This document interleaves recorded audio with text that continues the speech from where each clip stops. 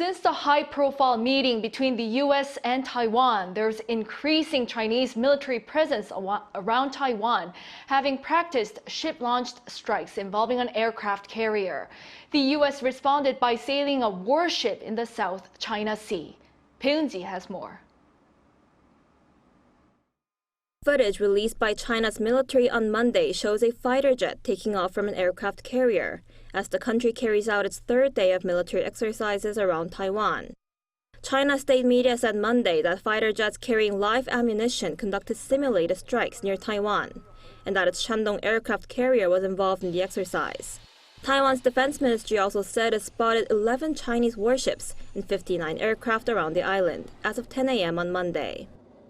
China has been conducting exercises around Taiwan since last Saturday in response to Taiwanese President Tsai Ing-wen's meeting with U.S. House Speaker Kevin McCarthy in Washington last week.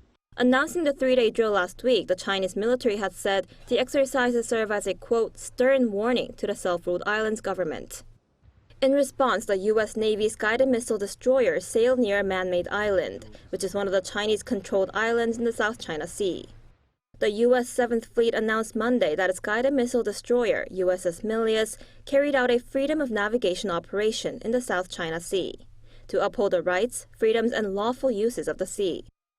It said the operations were carried out within 12 nautical miles of Mischief Reef, once a reef submerged at high tide and where China has built an airstrip and other facilities. The 7th Fleet added that under international law, features that are submerged at high tide in their naturally formed state are not entitled to a territorial sea, and stressed that Monday's operations demonstrated that vessels can lawfully exercise high seas freedoms in these areas. Noting that unlawful and sweeping maritime claims in the South China Sea pose a serious threat to the freedom of the seas, it said their operations demonstrate the U.S. will fly, sail, and operate wherever international law allows. Bae Eun-ji, Arirang News.